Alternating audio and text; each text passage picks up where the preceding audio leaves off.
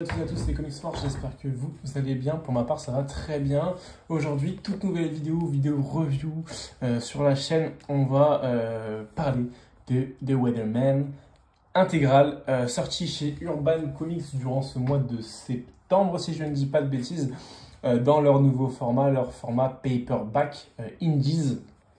Le principe du paperback, c'est rééditer des titres indés ou alors des titres DC Comics dans un format souple pour avoir un meilleur prix. Là, pour le coup, on a 36 €, comme vous pouvez le voir, pour 584 pages. Donc, on a un gros pavé. C'est une série sortie, excusez-moi, chez Image Comics, écrit par Jody Liup, Nathan Fox et Dave Stewart. Alors que je ne connaissais absolument pas avant. Avant de parler du récit, on va parler du format que je trouve déjà incroyable, que ce soit en termes de couleur, que ce soit en termes de qualité. Alors c'est du paperback, c'est super simple à lire, comme vous voyez, le comics ne s'est absolument pas abîmé durant toute ma lecture, alors que pourtant c'est un beau petit pavé en souple. Franchement, j'ai vraiment adoré. Vous voyez, on a un petit rabat et on a directement un chapitrage. Donc franchement, rien à dire. À la fin, on a des petits mots sur l'auteur et sur le dessinateur. On a une petite panoplie de covers qui sont mis en 4. Donc c'est super cool. Et au dos, évidemment, on a toujours ils aiment bien faire des comparatifs. Donc c'est Blade Runner du Soleil. Ils aiment bien faire un petit comparatif, mais on a toujours un petit dos avec forcément le petit résumé. Donc, de quoi ça parle The Weatherman avant de donner mon avis? The Weatherman, ça parle de Nathan qui est un présentateur en météo sur un monde un peu futuriste, donc comme on voit en 2770. Donc c'est un présentateur en météo, tout ce qu'il y a de plus simple, et il va lui arriver quelque chose. Pour contextualiser un peu ce monde, cet univers dans lequel on est, c'est un monde qui a vécu une sorte de, j'allais dire un génocide planétaire, mais c'est littéralement ça, une sorte de virus planétaire, fait, en tout cas utilisé par quelqu'un à but de tuer tous les humains. Sur Terre, donc qui a eu du coup des milliards de morts, donc c'est à peu près 18 milliards de morts si je dis pas de bêtises. Et ensuite, forcément, les gens ceux qui restaient se sont mis sur une autre planète qui est Mars, si j'ai bien compris. Donc là, ils sont sur Mars, toutes les personnes qu'on voit. Et du coup, on est sur la vie normale de Mars. Ce personnage, du coup, comme on l'a dit, Nathan, c'est le présentateur météo, donc c'est Nathan Bright. Donc on commence avec un récit très classique, des dessins très beaux. Ça, par contre, je vais en revenir plusieurs fois, mais les dessins sont vraiment beaux. C'est super adapté aux comics, à ce dont ça parle. C'est super cool, très dynamique. La colorisation est top. Donc voilà, on voit ce Nathan Bright, une vie toute simple classique, qui rencontre une femme dans un bar, une femme qui va passer la soirée. Ça a l'air d'être un peu un séducteur, c'est une personne très marrante.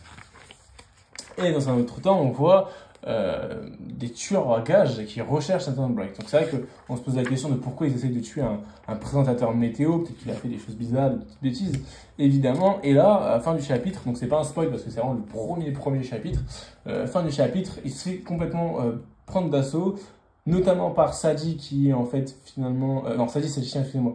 Par la personne qu'on connaîtra sous le nom de Agent Cross, qui est cette femme qu'il a rencontrée de base au hasard, qui en fait non était une agent infiltrée qui voulait tout simplement le capturer. Et pourquoi elle voulait le capturer? Parce que cette personne, Nathan Bright, qu'on a ici, est l'accusé principal de 18 milliards de morts. C'est lui qui aurait été soupçonné d'avoir tué la Terre entière. Donc ça, c'est le pitch de base. Le récit est super intéressant. Donc là, je vais parler dans un premier temps sans spoil. Et je vous dirai quand je vais commencer à parler un peu de spoil. Le récit est super intéressant. Il est très bien construit. Il y a des twists à plus savoir quoi en faire, honnêtement. C'est super intéressant. Il y a des moralités qui sont super intéressantes. Encore une fois, c'est pas un spoil. Mais en fait, Nathan Bright qu'on voit ici... est plus ou moins en fait le tueur génocidaire, en fait, c'est pas vraiment lui le coupable. Alors, c'est lui physiquement, mais pas mentalement, parce qu'en fait, simplement, il a eu ses souvenirs effacés. Et en fait, il a une nouvelle personnalité. Il se souvient absolument plus qu'il a pu commettre ces crimes. Donc, en fait, c'est une toute autre personne dans la même enveloppe corporelle. Donc, il y a une vraie. Il y a un vrai truc de. On apprend à découvrir l'histoire avec Nathan Bright, qui en fait est littéralement le criminel de base, en fait. Hein. Alors on va voir que c'est un petit peu plus nuancé après, mais en fait c'est le criminel de base, Nathan Bright. On va voir qu'on apprend l'histoire avec lui, alors que c'est littéralement lui le criminel. On va voir en fait tous les états émotionnels de cette personne-là. Je trouve qu'en termes de personnification, la caractérisation des personnages est incroyable, que ce soit Agent Cross, que ce soit tous les personnages. Il faut savoir que dans ces personnages, vu que c'est un titre indépendant, ils n'ont pas peur de tuer certaines personnes, ils n'ont pas peur de sauver certaines personnes. Ils jouent beaucoup sur les émotions et c'est très très très fort. Il y a des pages qui sont vraiment très touchantes. Je vous le dis très honnêtement, il y a des pages qui sont vraiment très touchantes. Il y a plusieurs moments où je tourne ma page, je lis la page, je dis oh putain, merde quoi. Genre, enfin, ça franchement, on a un vrai récit. Hein. On a un vrai récit. Alors de base, il est en 3 tomes chez Urban. Là, ils l'ont mis en intégrale. C'est sorti quasiment en même temps. À l'époque, il y avait une offre à 10 euros, j'étais totalement passé à côté. Et je trouve qu'il n'y avait pas eu forcément tant de hype que ça autour du titre. Et bordel, je ne comprends pas parce que ce titre, il est vraiment à découvrir, il est super. Cette organisation criminelle, du coup, enfin terroriste, on va dire terroriste littéralement, qui s'appelle l'épée de Dieu. Leur but, en fait, c'est de tuer tous les humains parce que d'après eux, les humains sont sans foi ni loi et commettent des crimes beaucoup pires, enfin, beaucoup plus impardonnables que ce que eux commettent. En fait, il y a vraiment une notion de. Il n'y a pas vraiment de gentils, il n'y a pas vraiment de méchants dans cette histoire. Alors évidemment, si, l'organisation terroriste, ce sont les méchants, mais c'est un petit peu plus nuancé que ça, on le verra après. Heureusement, parce que voilà, quand c'est tout blanc, tout rose, enfin tout blanc, tout noir, ouais, bon, certains moments, il en faut, parce qu'il faut des récits comme ça, il ne faut pas tout le temps mettre de la nuance partout. Mais là, pour le coup, je trouve que c'est plutôt bien fait. Donc du coup, Nathan Bright, on ne va plus l'appeler comme ça, on va l'appeler Ian, parce que c'est son nom, il s'appelle Ian, son vrai prénom. Son prénom de personne qui a vécu pendant toutes ces années et dont il a fait l'acte terrorisme, c'est Ian. Ce personnage-là va rencontrer du coup plein de péripéties où en fait il va essayer de se racheter en essayant de découvrir son passé, en essayant de retrouver sa mémoire, parce que sa mémoire elle est mise dans une sorte pas de clé USB, mais on va dire de cassette. En fait il essaie de retrouver la cassette pour on va avoir du coup ce nouveau monde en fait au fur et à mesure, un monde où sans foi ni loi, on a littéralement un streamer par exemple qui interagit avec le monde pour savoir quel acte va-t-il faire pour de torture, pour un peu animer l'ambiance et la foule. Évidemment c'est payant et ouais, c'est ce genre de choses que nous on peut le rapprocher à notre société. Alors à toute mesure hein, évidemment, toute mesure bien gardée, mais dans le futur qui pourrait paraître ça si on continue sur ce rythme là en fait, et c'est super intéressant. Ouais, moi j'ai vraiment adoré cette série. Il y a vraiment un vrai récit spatial, parce que alors c'est très terrestre dans le sens où on est très peu dans les vaisseaux, même s'il y en a beaucoup. Moi j'ai vraiment adoré ce récit. Alors au-delà des twists qu'il y a du récit qui te gardent en haleine toute la lecture. Faut savoir que moi je l'ai séché cette intégrale, je l'ai acheté. Je me suis dit ouais, je vais lire les premiers chapitres pour voir un peu ça donne quoi. J'ai pas lâché, j'ai tout lu. Honnêtement, vous continuez à voir un peu les dessins défiler, c'est super, vraiment il n'y a rien à dire dessus. Donc comme je l'ai dit, en fait ce qui est le plus intéressant dans ce récit, c'est pas forcément... alors si, l'histoire principale est vraiment très bonne, on va dire, il y a des twists percutants comme j'ai dit, mais c'est surtout les thématiques qui sont abordées et la réflexion que ça permet d'avoir jusqu'où va aller notre monde. Quand on parle tout à l'heure du streamer par exemple, enfin une sorte de streamer. Alors streamer c'est très péjoratif comme on dit, parce que souvent les histoires de streamers sont pas très bonnes, mais là c'est pas vraiment un streamer, c'est plus même à la télévision même pour le coup. Jusqu'où on va aller en fait pour animer ça, jusqu'où la vengeance va en fait littéralement. Est-ce que le pardon est acceptable? Est-ce que ce que cette personne a fait, du coup Yann, est acceptable? Parce qu'en fait Yann et Nathan, est-ce qu'on les dissocie ou est-ce que les garde, étant donné que ce Nathan est une personne très bonne, une très bonne personne, et ce Yann non, au contraire est quelqu'un qui a littéralement fait un génocide. On le verra plus tard que c'est pas si simple que ça. il y a plein de choses qui sont intéressantes. Je vous passe énormément de détails parce que c'est aussi de là où se fait le récit, c'est dans les détails. Mais moi, je me suis pris une claque, franchement, en lisant ce récit. Et ça m'a poussé à avoir certaines réflexions. Évidemment, des réflexions où on se dit, ok, est-ce que c'est si simple que ça? Est-ce que depuis le début, je suis sur la bonne piste? Est-ce que je pensais bon? Il y a des décès qui m'ont touché. Il y a des choses vraiment impressionnantes. Est-ce qu'on comprend certaines actions? Voilà, moi, je vais pas aller plus loin que ça dans la partie sans spoil parce que mon but, c'est pas de spoil, hein, évidemment. Voilà, là en tout cas c'était pour la partie sans spoil. Si vous voulez être spoil, alors c'est vrai que je pense pas que je vais acheter des gros spoils non plus, mais si vous voulez être spoil, n'hésitez pas à rester sur la chaîne. Sinon, bah écoutez, je vous dis merci et on se reverra, j'espère, sur une prochaine vidéo. Merci à vous.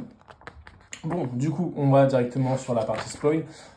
Oui, quel récit avec une fin qui m'a heurté, qui m'a touché. On a un récit qui est un peu sanglant dans le sens où voilà, on a énormément de morts, mais c'est pas des morts pour faire des morts. On a de l'amour, on a énormément d'émotions, on a cette sorte d'attache relationnelle entre le personnage principal et l'agent Cross qui de base sont des personnes qui veulent s'entretuer, enfin surtout Cross qui veut tuer Nathan Bright. Et ensuite non, en fait Cross on voit qu'elle s'attache petit à petit, comme nous en fait lecteurs. Et je trouve que c'est vraiment super. Cross on se demande même si elles ne tombent pas amoureux au final. Alors que même elle a une relation avec quelqu'un d'autre dans le récit, évidemment. Mais franchement, j'ai trouvé ça fou. J'ai trouvé ça fou, le rachat de Nathan Bright, qui au début, on se dit, bon, bah en fait, non, c'est un mec, c'est un terroriste, on peut pas voilà, il faut qu'il meure. On comprend évidemment qu'il soit chassé. Et à la fin, on se dit, bah non, en fait, faut pas qu'il meure, c'est une bonne personne. Et je trouve ça totalement fou, en fait, ce changement. On a cette vie de Yann, en fait, où Yann Black, en fait, on comprend en fait ce qu'il a fait. En fait, c'est évidemment un quiproquo. Il a jamais voulu tuer tout le monde. Lui, au contraire, il voulait détruire toutes les armes de cet univers pour arrêter la violence, ce qui n'était pas le même cas que ses autres collègues, ses autres alliés, en fait. Et il s'en est rendu compte et malheureusement, il a été quand même pris pour cible en tant que coupable, alors que non, au contraire, c'est pas du tout ce qu'il souhaitait. Évidemment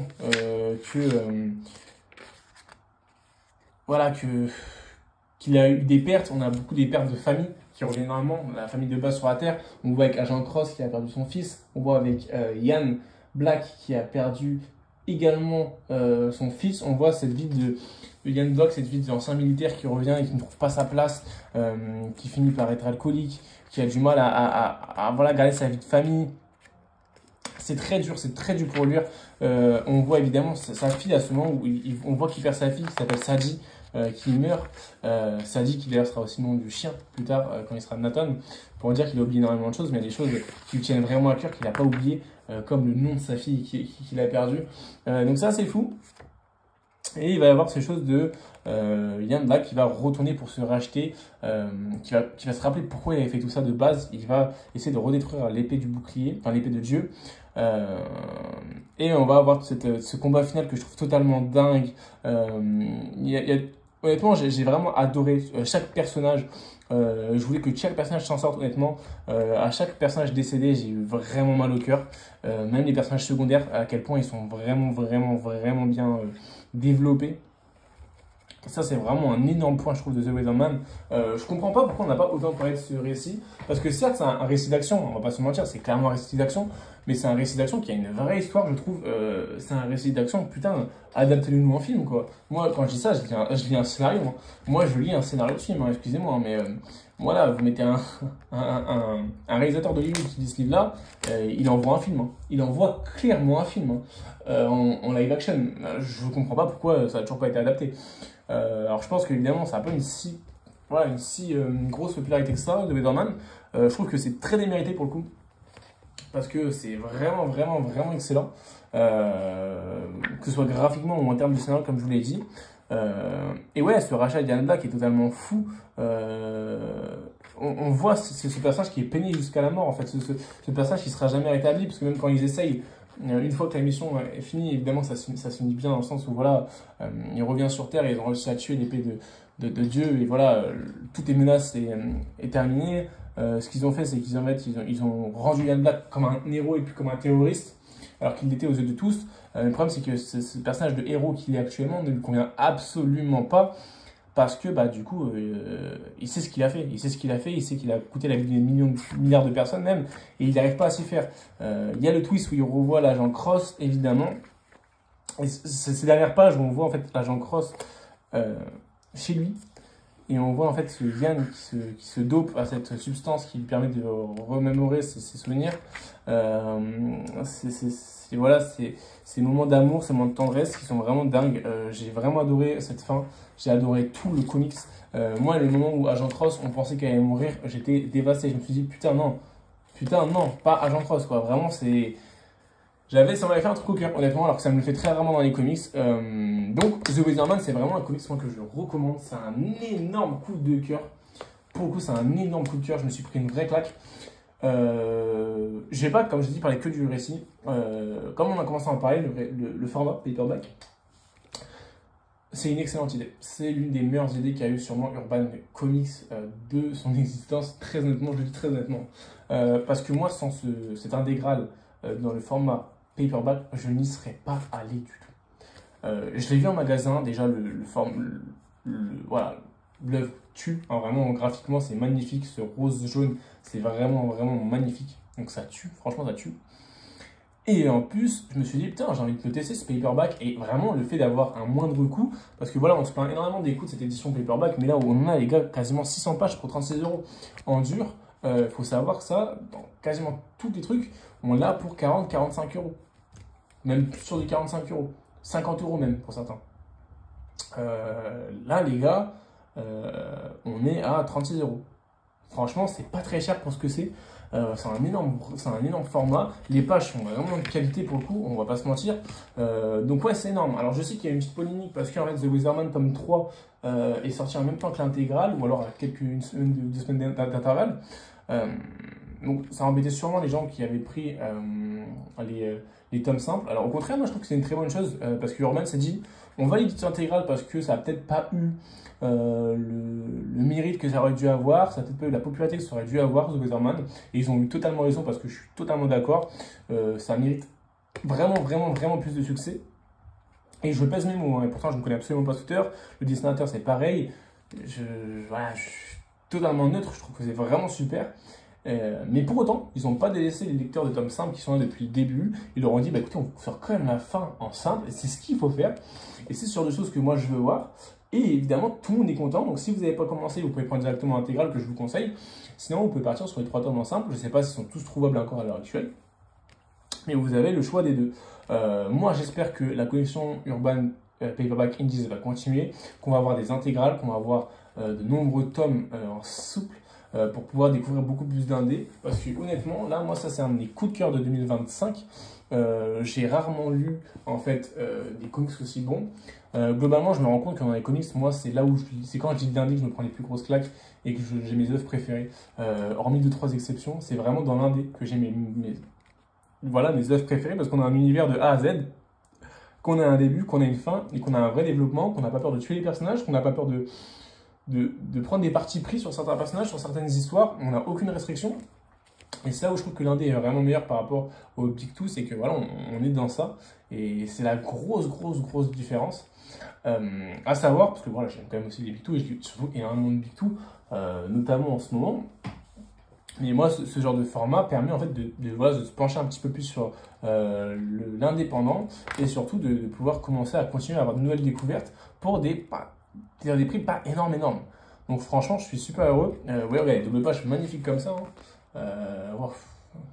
Ça envoie, hein, franchement, le style graphique est vraiment beau et surtout il colle vraiment bien, je trouve, au personnage. Il est un petit peu plus sombre quand il doit être plus sombre et il est très joyeux quand il doit l'être. Il y a une colorisation qui est superbe aussi. Donc le taf est incroyable, l'édition est incroyable, le récit est incroyable, les gars, foncez sur The Wizardman. Moi là, je vous l'ai dit, la vidéo je vais la sortir au plus vite parce que voilà, je vais essayer d'accompagner, on va dire, la sortie comme moi je peux l'accompagner, évidemment. Je dis pas que j'ai de l'influence sur qui que ce soit, hein, mais voilà, le titre vient de sortir en intégrale. Moi, si je peux poster la vidéo le plus tôt possible pour que ça peut peut-être pousser ou donner envie ou confirmer en tout cas les envies des gens à aller sur ce titre, bah moi franchement je le ferai. Comme ça, bah, ils vont. Voilà, cette collection peut avoir un peu de popularité pour pouvoir après qu'Urban nous édite un petit peu plus de collections, enfin de comics dans cette collection. Moi, évidemment, je prends. En tout cas, n'hésitez pas à me dire ce que vous avez pensé de The Weatherman. Si vous avez pris l'intégrale, si vous étiez plus déjà sur les tomes souples, enfin sur les tomes simples, excusez-moi. N'hésitez pas à me dire ouais, vraiment votre avis sur The Weatherman. Moi, en tout cas, c'est un gros coup de cœur. Et ça me donne envie d'aller un petit peu plus sur de l'indé, je vous le cache pas. Donc voilà, en tout cas, moi, je vous remercie du soutien, des nombres de vues, des commentaires, des likes toujours. Le concours, à savoir, est fini, le concours que j'ai fait pour les 1000 abonnés. La personne a été contactée en DM, donc voilà, n'hésite pas à check tes DM. Alors je pense que vu que la vidéo va sortir peut-être une semaine après que j'ai tourné, donc la personne aura déjà sûrement répondu en DM. Donc cette personne, je lui laisse une semaine à partir, enfin 10 jours, à partir du moment où je lui envoie le message. Si au bout de 10 jours, la personne n'a pas répondu, j'en tirerai une autre dans les commentaires, hein, déjà évidemment. Évidemment, dès que quelqu'un répond, il doit se colis. Donc vous avez 10 jours pour répondre. Donc n'hésitez pas à regarder vos messages privés. Vous avez à peu près encore 3 jours si vous regardez la vidéo à sa sortie. Parce que je tourne la vidéo à peu près 7 jours avant la sortie de la vidéo. Donc voilà, n'hésitez pas à regarder vos messages sur YouTube, c'est important. Donc voilà, en tout cas, je vous remercie, je vous souhaite une très bonne journée ou une très bonne soirée et surtout de très bonnes lectures. Salut tout le monde!